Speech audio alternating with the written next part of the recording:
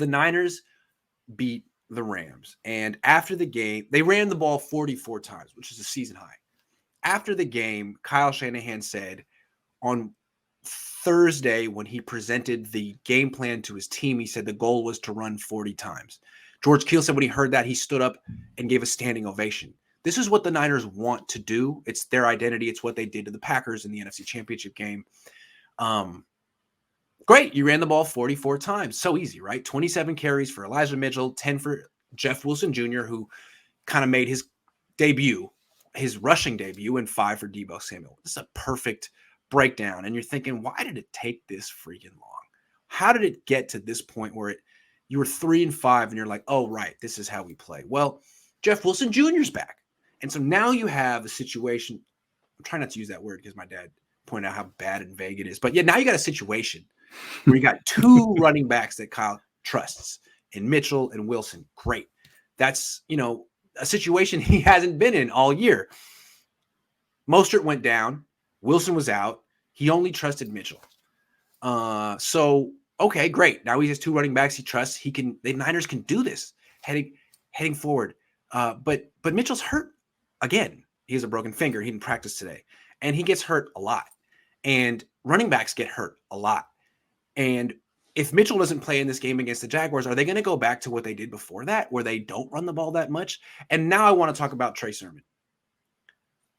Jeff Wilson Jr. came back, and now you ran the ball 40 times. Jeff Wilson Jr. is great. I love Jeff Wilson Jr. He ran the ball for like less than 3 yards a carry, and he had some blocks. You tell me Trey Sermon couldn't have done that? That doesn't make any freaking sense. There is a role in the offense, the Jeff Wilson Jr. role. That should have been Trey Sermon all season. And maybe the Niners, we were all focused on, I know I'm going on a rant here. I'll give you a second. No, do it. Yeah, go ahead. We were all focused on Brandon Ayuk being in the doghouse. Ultimately, wide receivers aren't going to make or break this team. It's a run-first team. The fact that the Niners have buried Trey Sermon for no reason is a big reason they are where they are. Okay, he's a good player. When they were down bad and had no healthy running backs and he had to play a bunch against the Seahawks, I have the stats right here. Hold on. Was that like 20 for 102? 19 for 89. 4.7 yards a carry. I mean, I'm not even sure Jeff Wilson Jr. could have done that. But in so many of these games, like the goal was 40 carries. They'd only, coming into that game, they'd only had one game where they'd eclipsed 30 carries. And that was against Philly when Jimmy Garoppolo had like 11 quarterback sneaks. Okay? So this is no reason that it took this long for the Niners to figure out they needed 2 running backs. And the fact that they buried Trey Sermon for no good reason is, I think, a very big reason that they have so many losses right now. Absolutely it is. You're 100% right. Okay. The team has 4 wins. 2 of them you broke 30. By the way, what did Shanahan come out and say? And he's said this many times in the past. If we run the ball 30 times, we win that game. Why? Why, Shanahan? You're telling me that a 6-man front, this was his excuse for Arizona. The first time we played him, which, by the way, Trey Lance was in the game, not Jimmy Garoppolo, we saw a lot of 6-man fronts, and so we were ready for that. We were ready to pass. And then when they showed it to us early, by the way, they only showed it to him 4, maybe 5 times that game. Not a lot. Then we decided to pass a lot. Okay, cool. Were you executing? Absolutely. The fumbles killed you for sure.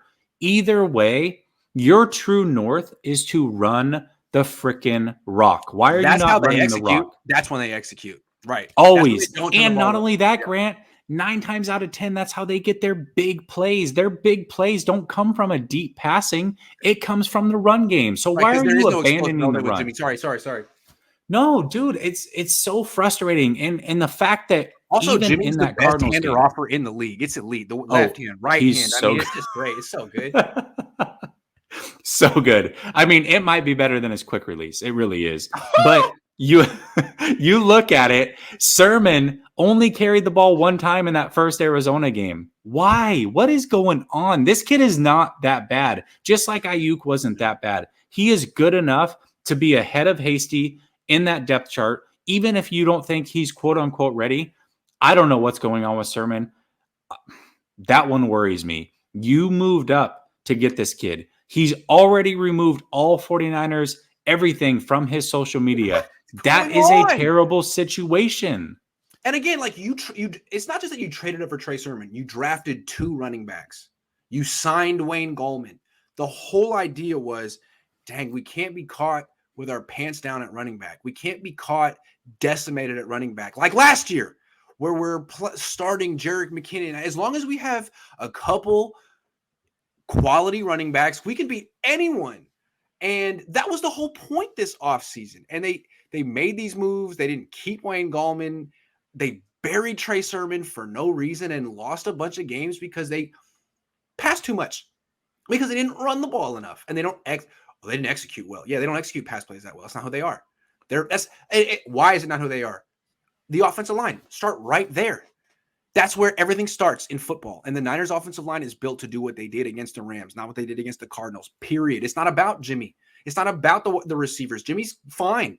His pass protection is not. Absolutely not. And that's by design. I mean, they cut corners at the offensive line. They bring in run blocking specialists. Fine, then run the damn ball. Run the damn ball. And they did. Good job. But hand off to here's what I want to say. So they figured it out. But Mitchell might not play against the Jaguars. We don't know. He's a broken finger. He's had surgery. So if he doesn't play, are they going to fall back into is Kyle going to fall back into the same poor play calling habits that he had the first 8 games of the season? Because he shouldn't, because he has Trey Sermon right here. Grant, that's a worry. That's certainly a concern. It definitely is. Now, here's what I'll say. Yeah. He trusts Debo. He trusts Jeff Wilson. Yep. But what if Jeff Wilson doesn't stay healthy? There's a lot that goes into They're running backs. And you have this healthy rookie 3rd-round pick you traded up for who's averaging 4.5 yards a carry, and you're like, nah, he ain't ready. Well, okay, well, hopefully you don't lose more games trying to get him better practice habits or whatever, because they haven't even really articulated what it is about Trey Sermon that has buried him so far. They won't say. They're like, oh, well, he's just, we don't need him. Oh, you don't? Okay, we'll see. We don't need him right now.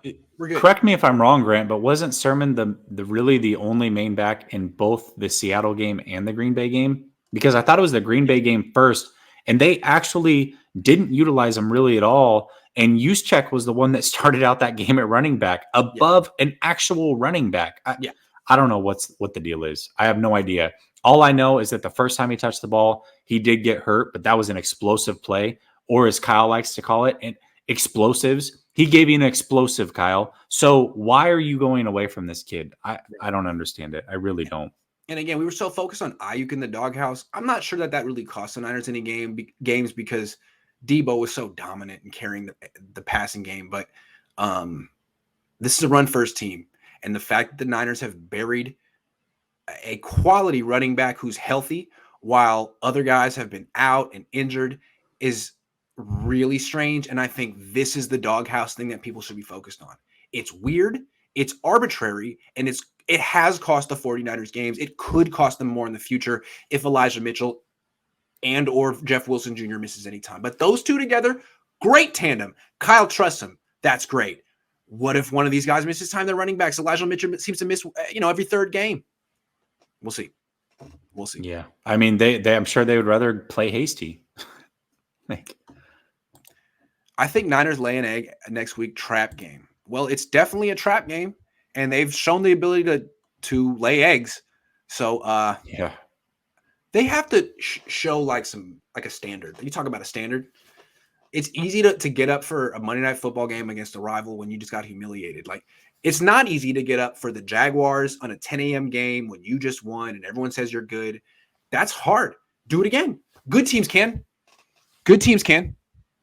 Because good teams don't need Jesse and Grant to rant about how, what I dropped a hard F-bomb last week. A hard F-bomb. I mean, good teams don't need that. Just do it. But the Niners are much better at proving people wrong than proving people right.